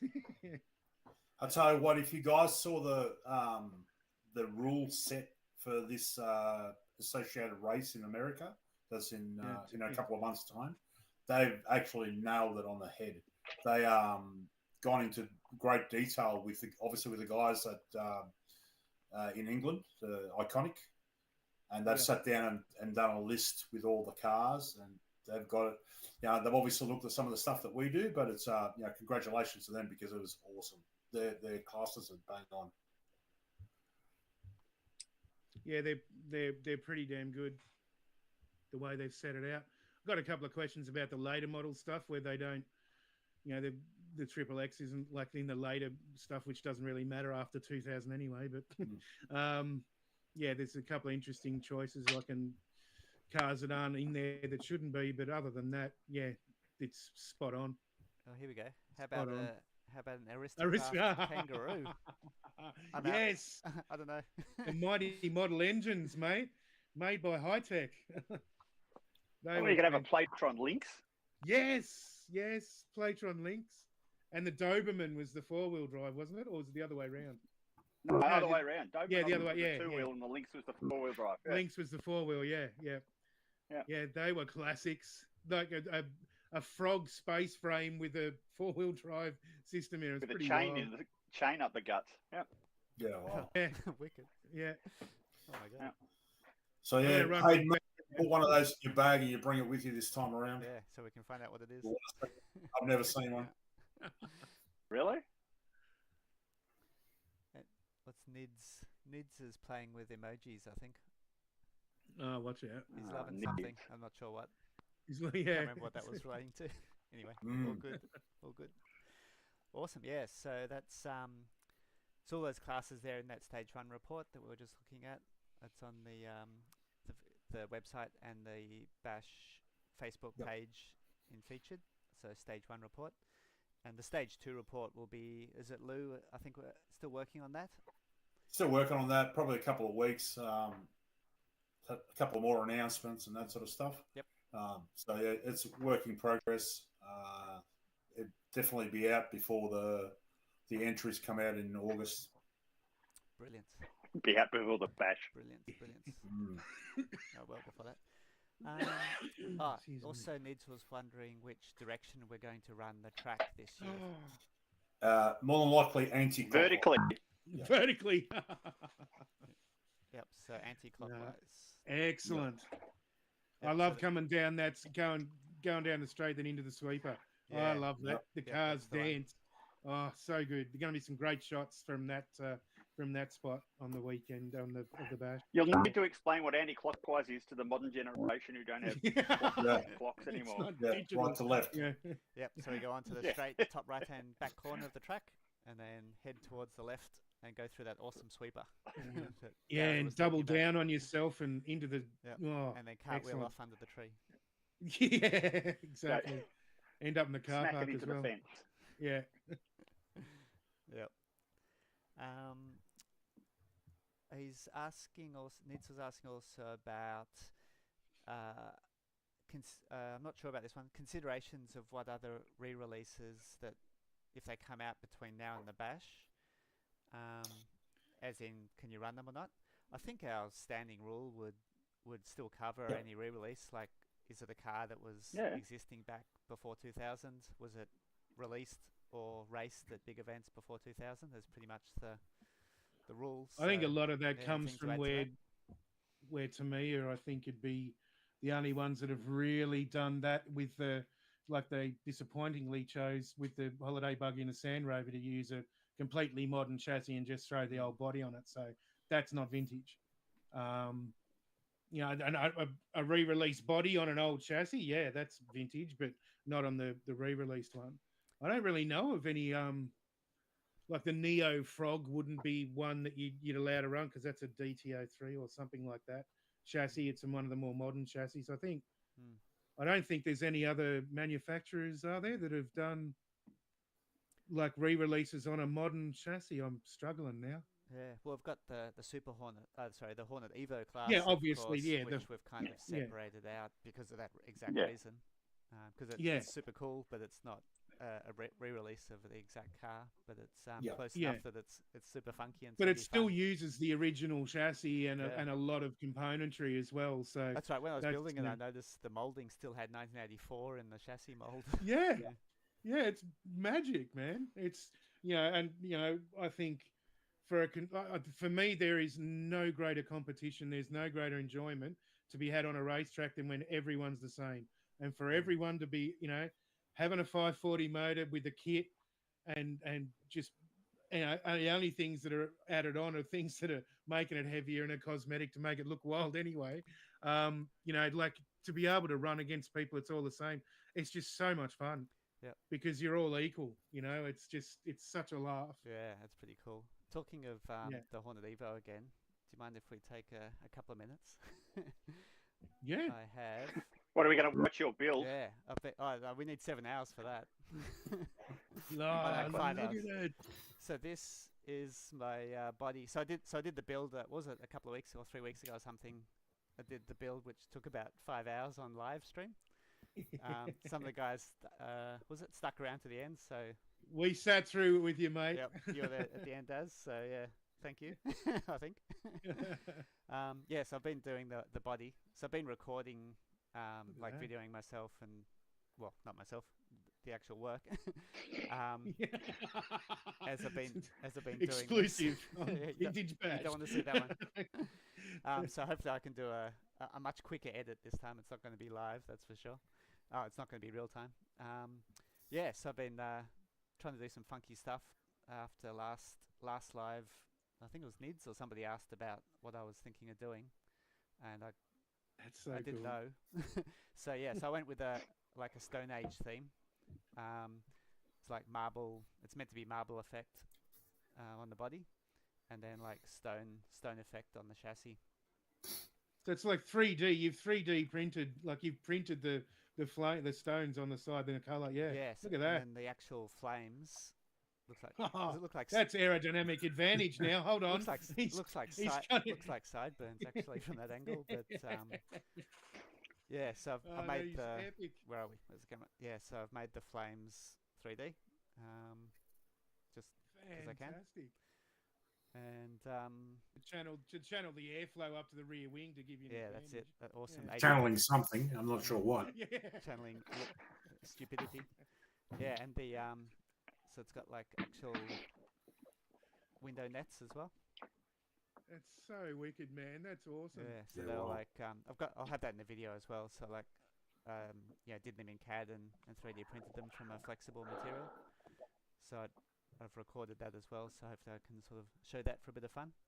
That looks epic, mate. Yeah, and then It looks like it's got a bit of DRS on it too. it Is does, it? doesn't it? Yeah, oh, yeah, he's got active. Oh, look at this guy. Yeah. So that's the Bernoulli's coming off the Yeah. sideburns here. We'll get the DRS happening. DRS. I wouldn't be surprised if that's not servo controlled to go with the Oh, driver. oh. Well, that's your next Oh, thing, more Cookie. ideas, more ideas. Yeah. Yeah. Yep. DRS. So that's so that's it so Oh, far. that's wild. I'm working on the driver at the moment, so it's not going to be human. So that's the thinking there so far. But yeah, so that's my Hornet Evo That's wicked, man. Stone Age edition. Yeah, wow. Well done, Cooks. So yeah, that's that. Bit of fun. Yeah, where were we? We've answered that. Oh, lipos. Yeah, talking of Hornets actually. So Nids was wondering Oh. which lipos fit into it the best, or fit into it at all. Anything with a 134 mil length. In the Hornet. 134, 135. Yeah, in Hornets. the Hornet. Yeah. In the Hornet Evo, yeah. You can't get them anymore, but I'm using them. Good old Harris RCs. Oh, Lipos. Wheel them out of the freezer, out of the arc. Everybody's got to have those. But Yeah, it might be hard Nanotech, to find. Nanotech? they're a little bit tight, but they do fit. Yep. And what I also got, these you would have to Dremel out, but they're a hard case. And they get in, but you've got to Dremel a bit. But I mean, no one needs, 5.2 amp hour in a No. Hornet. So probably That'd run probably for put that one like aside. 3 race meetings. Yeah, Yeah. I reckon not that one. But Nodstrom makes some Yes. lipos that are 134 long, and they're 4.2, 4.1 milliamp hours. I know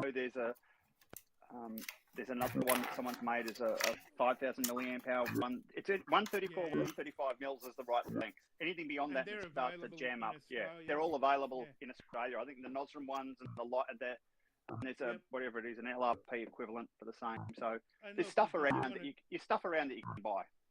when it's That's the what I one- use on you've mine. got Z and Yeah. Z's another brand, and then the Ovic or whatever it is on it. Yep. Yeah. I've used those. I've got those for the bashes Yeah. and all that sort of stuff.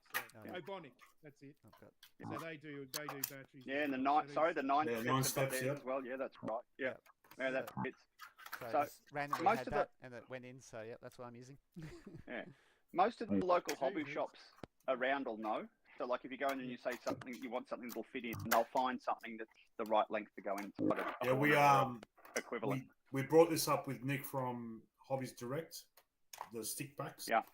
So I'm pretty sure if he hasn't got something already, he's chasing it up. Yeah. Yeah.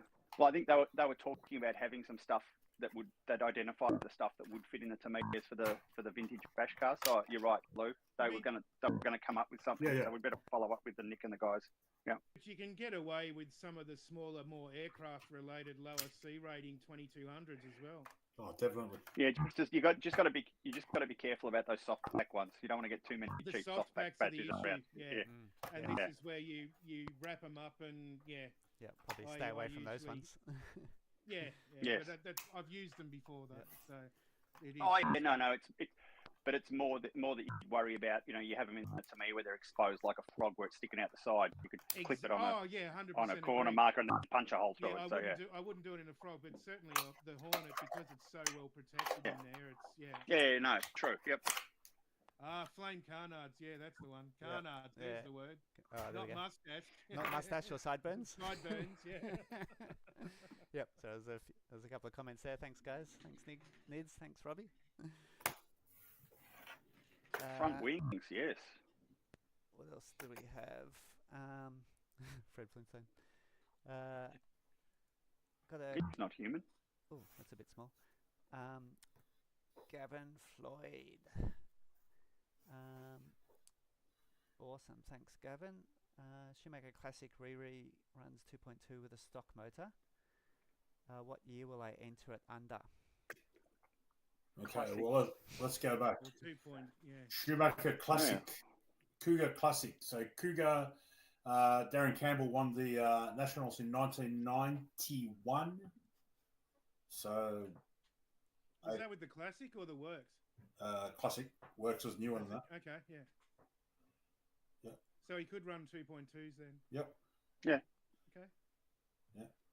Awesome. So 89 to 93. Get a haircut. Yeah. Yep. Grow And, some hair, mate. and he's getting stuck into your Jack Black look as well. So Jeez, man. copping it Just from all jealous that I can directions. still grow it, mate. I'm still trying. It's only been 35 years. What for a It'll beard? happen, mate. It'll happen. Yeah. No, it won't. He doesn't grow on steel, Cookie. Steel. Awesome. What else have we got? Tamiya Fox. What was that one? Bomax. Oh wow. Yeah. Now it's big again. Absolutely. The Fox, mate. Yeah. Very much true. 540 production class. Brilliant. Brilliant. Yeah. And it's just the Kangaroo again. Yeah. Oh, first RC car with an ESC. Really? That's Might be close actually. pretty to cool. be I think no, it did. included, It came out with the ESC in the car. I remember that. Yeah, At some it point in the may ads. well You're be. right. Yeah. It may First well one. be. Yeah. first one to do so. Brilliant. Yep. Had a big thing with big heat sinks in the back of it. I think. Oh, freaking! You want to see big heat sinks? Have a go at this Mugen Mercury, will you? Have a go at the size of the heat sink and the speed control. Oh, what the hell? Nice. Can you believe they did something as gorgeous as the Bulldog, and then their answer to it was this thing? I'm like, what the hell? Well, remember the transistorized heat sink in the Tamiya 3-speeds? That one in Yes. that huge big die-cast box at the back of the car that was servo I've got operated, one but of it was those. a I'll bring it next time I'm Yeah. on. They were enormous, man. We thought they were the most incredible things. Yeah. There's another innovation, a gearbox that you can shift on by the transmitter. Oh, Tamiya again. Although the first CVT transmission developed with Bridgestone was done by Kyoto. In fact, Kyoto was the first vehicle.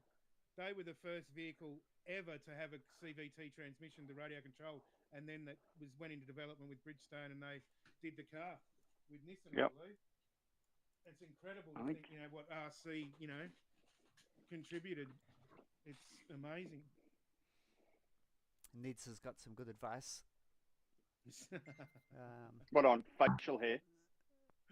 Probably, but he's posted about TFG's recent exploits with lipos, I believe. Exploits. Yeah, stay away from TFG Oh. branded lipos. I think it had X in it, but not Poor ploits. bugger. I think it sort of was plowed. Yeah, it was definitely Oh, smoke and no. flames exited the stage, I believe, on that one. Yeah, that's why him The and smoke Gav get got- along so well. They're the Smoke Brothers. Yeah, hang out The with, smoke got out. with Rory as Yeah. well. They're good with letting magic smoke out. Awesome. So I think we've covered all of the questions. Hopefully, I haven't missed something that you guys had sent in. I think we've done a pretty good coverage there, and it's been fantastic. But yeah, definitely any time, of course, if you have. Oh, sumo. Oh, what do we got? What do we got? Wait a minute. Right. Before we go, Here we go. Cookie, we're talking about the 1989 World's A final recreation that Yes. we're working on. We've been in talks with the lovely people at Hobbywing. They've supplied us with some motors and speed controllers. They should be leaving to us sometime next week. And this is one of the cars that will be on the grid. This is number 0, Ron Rossetti. Yes. Brilliant. Awesome. Car number 10. Ron Rossetti. Waiting for a couple of little stickers down here. The Revolution race. Revolution race. Here. Yep. Yep. I've got those for you. Yeah. I found them finally. Short of that, we're just about done. Probably the hardest car out of every car that was on that grid to find photos of. Tell me about it. And not impossible. So this is as close a recreation as we can sort of get away with. And if there's anybody out there that happens to have a set of the original 2-inch 5-spoke front rims, I'd love to hear from you. The fronts. In yellow. In yellow, yes. Yeah. Not fluoro, just plain yellow. Brilliant. Brilliant. So yeah, the number 10 car. Number 10. Yeah, So we've we got- have number 2 and 10 done. We got a sketchy screenshot off the very sketchy video that was VHS video that was taken Yeah. at the time, and that was about our best reference photos. So Yeah. You can, And you I'll, can see it in the racing in some of the recorded finals. You get glimpses of yeah, it. that's what I've And I'm sitting screenshotted. there trying to Yeah. pause it at the right time, like, oh, God it is so damn it. hard. Yep. I'll just share the screen with the image that we got, just so you can it sort of puts it into perspective. I've got some work to do. I think I've got those decals. Look at that. Yeah. I thought it was blue. I could have sworn part of his car was blue. Yeah, so did we. Yeah. But then when you see some of his other cars, It was black. Yeah, which it is a was good all topic black, for yeah. discussion. Didn't Ron have a pair of shorts too that were slightly famous? I've ordered those. Oh, yes. shorts. Yeah. I've Yeah, ordered he's- some. Yeah, I was going to say because they'll have to be up on the stand to recreate the 89 final. I've ordered the most Larry pants I can possibly can that are 3/4 length down round the mid calf as well. Oh, that's a good shot. Yeah. I haven't Good. seen that one. Yeah, so that's Florida Winter Champs. That's the Ah, that's the 91 prototype car. yep. But you can see the same scheme. Yeah, wow. Yeah. Yeah. And the only picture that we've got of his car Yellow's at the at the Worlds, front. and I've sort of trailed the internet and found absolutely nothing. I'll just share it now. So this is probably the best that we could sort of get, Yep. which is here. Yeah, Yep. and that was the car. Yep. Yeah. Thankfully, that it's pretty easy to polycarbonate replicate, transponder to be holder. honest. Yeah. Yeah. So you can pretty much get an idea of what the stickers were: the Losi Yeah. Naturals, Range Pit Shop, Revolution Race Motors, Yeah. that sort of thing. That's awesome. Hey, I've yeah, got some work he to had do on red the body. rims I've on got the the back of car, that. but Sumo, that Yeah. had red rims on the back of it. Yeah, red rims on the back, yellow rims. Yeah. Yeah. I haven't found a That's right. picture with a red front, but that doesn't mean he didn't run them. No. So Yeah, at the No, that's 89 right, yep. at the 89 race, it was all yellow like this. Yeah. Yeah, it just had From the what we've 5. gone. Was it the 5 or 6? Was it 5-spoke fronts? You were saying Luke? 5-spoke, yeah. 5 Yeah. spokes, yeah. 5 spokes, yeah. I'm really going to have to go through Cool. the bin box now. Excellent. Beat me to it. The race for the Ron Rossettis. The more the merrier. Oh, Robbie's after it. Exactly. Got to do a run around the track in the shorts. Robbie's after it. Yeah. Careful, He Luke. wants a Jarek. Sold already. Yeah. Look at that. I think so. You did that body yourself, Louis? Yeah. Bloody lovely job, mate. Looks good. For something that's so simple, it's so hard. It's a pain in the backside. Yeah. Getting those straight lines, like getting lines to look straight. Like, Awesome. oh. Yeah. The joys of the hobby. Yeah. So on that note, I think we can wrap it up for Friday the 11th of July. Wonderful. Good fun, Again, boys. I'll reach out to anybody that's online that knows someone from overseas that's thinking about coming. Please jump on the Vintage Bash, send us that little link, fill it in, let us know you're coming so we can put your name down and cater for you if you do decide that you want to come. Yeah. And for all those people thinking about running their car and all that sort of, just do it. It's a wonderful experience. And if you can't get in and you don't, I know, come down and have a look because it's just the most incredible experience. It's like walking back into the 80s and without all of the tension and the sheep stations along with it. It's just magic. It really is a fantastic event. Don't dream it, just do it. Their cars are sitting there on a bench. Give them some memories. Create some memories with them. That's a good sticker. Don't dream it, just do it. Yeah. Yeah. Where did that come from? Oh dear. Very good. Brilliant. Awesome. Okay. Thank you very much, Darren, for coming and joining us this evening. A pleasure. I think I restrained myself pretty well. Yep, it's not 4 a.m. yet, so we're good. Yeah, not yet. No. Yep. Aaron, I don't know what time the dropship's coming to pick you up. But, Yeah, I was gonna. I know where you are. Yeah. They know where you are. We don't, but they do. Correct. Yeah, you don't, but I know where you are. Yeah, it's Liam Neeson. There he is. Cool. Well, thank you very much. So that wraps up our fourth guys. live stream so far, and we'll hopefully be back in a couple of weeks. So yeah, doing this every couple of weeks at this point. And Keep the suggestions coming in. Yeah, we'll have Hold on, more isn't special the next guests. one going to be from Queensland? The next live stream is definitely not going to be from Queensland because I was gonna say. It'll be just before we go. the week before or the Friday That's before. right. But- That's right. But yeah, absolutely.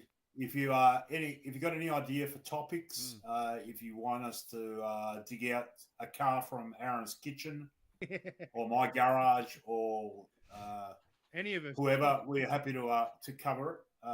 I'm sure we can all find stories about stuff. I've got plenty of stories that I can just bag away. So yeah, from me, it's good night all. Thank you very much. Thank you, guys. See you.